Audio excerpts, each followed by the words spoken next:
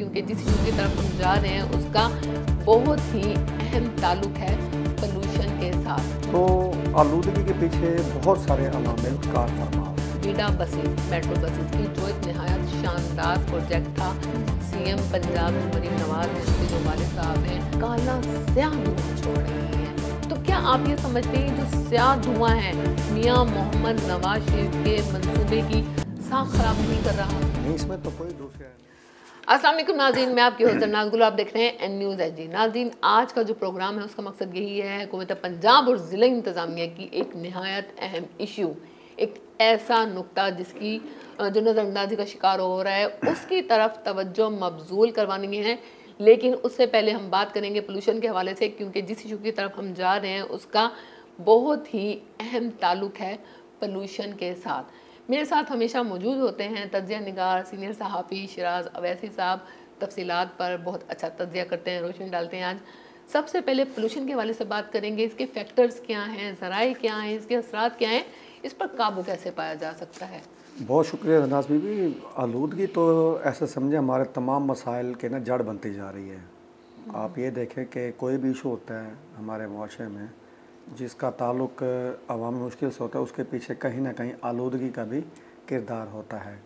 आलूदगी के बहुत सारी यानी कि हम दे सकते हैं, जैसे सनती आलूदगी हो गई, उससे फिर फ़ज़ाई आलूदगी फैलती है, कूड़ा क्रिकेट हो गया, ये ट्रैफिक का धुआं हो गया और तरह के बड़े मामलात हैं, कारखानों का धुआं हो गया, उनकी चिमनियों से निकलने वाला धुआं, ठीक है ना। आबादियों के अंदर जो फैक्ट्रियाँ लगी हुई हैं उनका बड़ा किरदार होता है, दरख्तों की कमी। तो बात यह है कि आलूदगी का तनासुब बड़ी ख़तरनाक हद तक बढ़ता जा रहा है। सौ की आलूदगी जो हमारे कानों को डिस्टर्ब करती है, जिसकी वजह से आप देखेंगे हर दूसरा बंदा चिड़चिड़ाहट का शिकार है।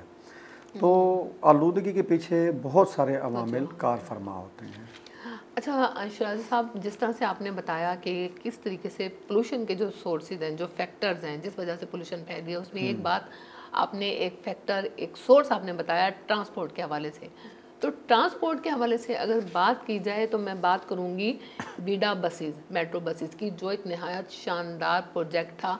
सीएम पंजाब जो मरीम नवाज हैं, उनके जो वालिद साहब हैं, साबका वज़ीर आज़म मियां मोहम्मद नवाज शरीफ, उनका एक बड़ा ज़बरदस्त मंसूबा था। वो एक मंसूबा ही नहीं था, एक विज़न भी था, एक ऐसा विज़न जिस पर आप, मैं, अवाम, हुकूमत सब फ़ख्र कर सकते हैं। लेकिन अब वही विज़न, वही जो मंसूबा है खस्ता हाली का शिकार है। इसके बारे में क्या कहेंगे? नहीं, इसमें तो कोई शक नहीं कि जो मेट्रो बस और फिर उससे जो कनेक्ट है वीडा बस, जिसको इसलिए चलाया गया था ताकि जो गिरदोनवा के रहने वाले लोग हैं उनको मेट्रो बस के स्टेशन तक पहुंचने में आसानी हो। लेकिन बाद में इनका दायरा कार वसी कर दिया गया। एक ज़िले की जो दूसरी तहसीलें हैं, जैसे मुल्तान की तहसीलें हैं, शुजाबाद, जलालपुर, पीरवाला तक, उसको तोसी दी गई। जैसे बहालपुर से लोधरा, यहाँ से मुल्तान से लोधरा तक तोसी दी गई। और वो इलाके, वो छोटे शहर जहाँ थे तो ज़िले लेकिन मेट्रो की सहूलत नहीं थी, वहाँ भी वीडा बसें चलाई गई आवाम की सहूलत के लिए। इसमें कई यानी कि पहले एक तो ये थे आवाम को सस्ते सफ़र की फराहमी, दूसरा पुरसकून सफ़र, एयर कंडीशन बसें, तीसरा जो हमारी माएँ बहनें बेटी हैं वो महफूज तरीके से सफ़र कर सकती थी उसमें। यानी बहुत सारी चीज़ें इसमें काउंट होती थी। हाँ, बाकी विज़न नवाज शरीफ का था, लेकिन इस पर अमल दरामद के पीछे मियां शहबाज शरीफ जो कि मौजूदा वज़ीर आज़म जब वज़ीर पंजाब थे, उन्होंने ये पिंडी मेट्रो स्टेशन, उसके बाद मुल्तान, लाहौर मेट्रो स्टेशन की यानी कि उन्होंने बुनियाद रखी, ये मनसूबे मुकम्मल किए और उसके बाद इन्होंने वीडा बसों का आइडिया दिया, जिसके बाद ये बहुत शानदार हो। मुल्तान के शहरी से बड़ा फ़ायदा उठा रहे हैं। आप ये देखें कि वो सफ़र जो आम आदमी 200 या 300 रुपये में सवारियाँ बदल के करता था, अब वो 25 रुपये में वो सफ़र बआसानी कर लेता है। पब्लिक ट्रांसपोर्ट का अपनी मिसाल का आपका ये मंसूबा है पाकिस्तान की तारीख में? जी बिल्कुल, इससे पहले तो तसव्वुर नहीं था। इससे पहले तो हम खटारा बसों में सफ़र करते रहे हैं, हम रक्शों वाले के लूट मार का शिकार होते रहे हैं। और अब भी जहाँ ये बसें नहीं चलती हैं, जो आम आवाम है बसों की लूट मार का शिकार होती है। महंगाई के इस दौर में जैसे आपने बताया सस्ता, आप ये देखें कि वो इलाके, एक इलाके से दूसरे इलाके जाने में जहाँ आम आदमी, एक मज़दूर है, वो अपनी दिहाड़ी में से 200-300 खर्च करता था, अब वो अगर दो तरफा सफ़र भी हो तो 50 रुपये में घर से चला भी जाता है, वापस भी आ जाता है। महफूज सफ़र, गर्मी से बचाव भी उसका हो जाता है और बाइज़्ज़त तरीके से वो अपने मंजिल मकाम तक पहुँचते हैं। हाँ जी, बिल्कुल। अब मैं अपने उस हिस्से को, पोल्यूशन के उस हिस्से को इस हिस्से से जोड़ना चाहूँगी कि पोल्यूशन जिस तरीके से फैल रही है, विडा बसेज़ में आपने देखा होगा, मोस्टली आपने भी जायज़ा लिया होगा, बल्कि ऑब्ज़र्व कीजिएगा, आप भी ऑब्ज़र्व कीजिएगा नाज़रीन देखने वाले, कि विडा जो बसेज़ हैं, काला स्याह धुआँ छोड़ रही हैं। तो क्या आप ये समझते हैं जो स्याह धुआँ है, मियाँ मोहम्मद नवाज़ शरीफ के मंसूबे की साख ख़राब नहीं कर रहा? नहीं, इसमें तो कोई दूसरी राय नहीं है कि आवाम की सहूलत के लिए जो मनसूबा शुरू किया गया था वो ही आवाम के लिए एक अजाब की सूरत अख्तियार करता जा रहा है। जो बस में बैठा है उसको तो महसूस नहीं होगा, लेकिन जो हज़ारों लोग बस के बाहर हैं, बीमार हो रहे हैं। ठीक है ना जी, अब बीमार वो होंगे, ज़ाहिर बात है। इसकी एक वजह ये है कि जब से बसें चलना शुरू हुई हैं, इनकी मेरे ख्याल मेंटेनेंस पर ख़ास तवज्जो नहीं दी जा रही, जिसकी वजह से आप ये देखें स्टार्टिंग में जब ये बसें आई थीं तो बिल्कुल महसूस, लेकिन एक शानदार चीज़ देखने में आई है कि जो मौजूदा वज़ीर आला पंजाब हैं वो इन बसों के मुतबादिल ई बसें, इलेक्ट्रिक बसें लेके आ रही हैं। मुल्तान में कई बसें पहुँच चुकी हैं, यानी वो ज़िला जहाँ विडा बसें चलती थीं इनके मुतबादिल इलेक्ट्रिक बसें आ रही हैं। इलेक्ट्रिक बसें आपको पता है वो चार्जिंग से चलती हैं, ठीक है, उनमें बिजली का किरदार है, ना उनमें डीजल का किरदार, ना मोबाइल का किरदार, तो ज़ाहिर बात है धुएँ से निजात मिल जाएगी। लेकिन जब तक विडा बसें चल रही हैं, आवाम उस वक्त तक ये जो आलूदगी का अजाब है उसमें गिरफ्तार रहेंगे। लेकिन शराज साहब, बात फिर वहीं आ गई, मंसूबे पे मंसूबा। वो प्रोजेक्ट भी बहुत अच्छा था, ई बसेस का प्रोजेक्ट भी बहुत अच्छा है, लेकिन हर मंसूबे की देखभाल के लिए, उसकी फिटनेस टेस्ट के लिए मॉनिटरिंग होनी चाहिए ना। उनके लिए फ़ंड मख्तस किए गए होंगे या किए जाने चाहिए, चाहे हम विडा की बात कर लें या आने वाली ई बसेस प्रोजेक्ट के हवाले से, तो क्या फ़ंड मख्तस नहीं किए जाते?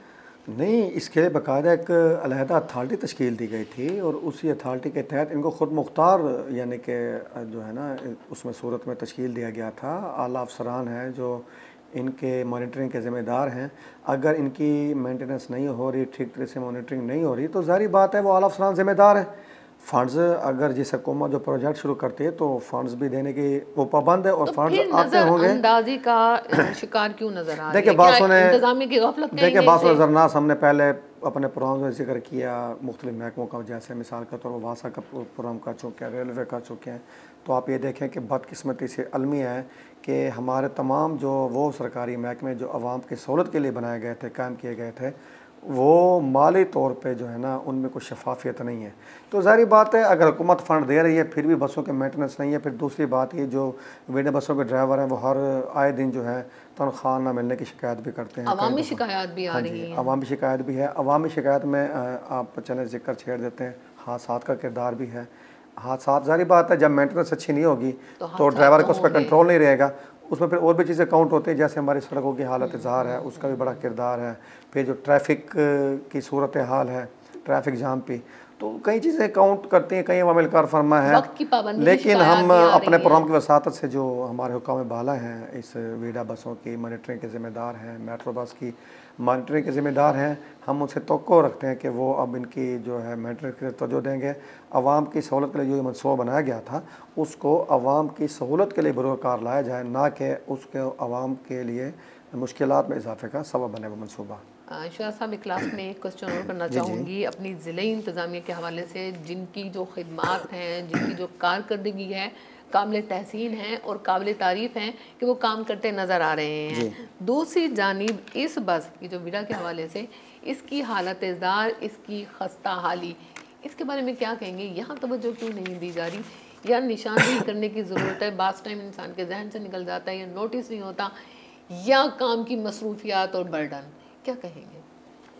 देखिए क्यों नहीं नोटिस में होता, हर आए दिन जो है अखबारात में या मीडिया में ये शिकायत मंजर आम पे आती हैं, अवामी शिकायत मंजर आम पे आती है। अवाम ने कई दफ़ा जो इंतज़ामिया मुल्तान उनका बेशक जो मौजूदा इंतज़ामिया है उनका मुल्तान के तमाम शोबों में अच्छा किरदार हमें नज़र आ रहा है।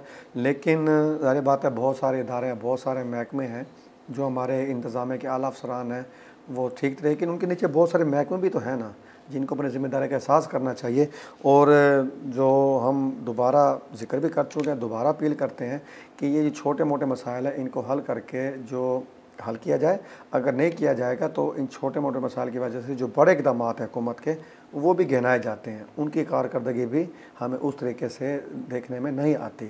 तो जब ये छोटे छोटे मसाइल होंगे तो अल्हम्दुलिल्लाह जो आवाम है वो बड़े मसाइल, बड़े जो हमारे उनके तरक्याती मंसूबे हैं उनसे भी आगाह होगी और उनसे भी मुस्तफ़ीद होगी। जी, बहुत शुक्रिया इशरा साहब।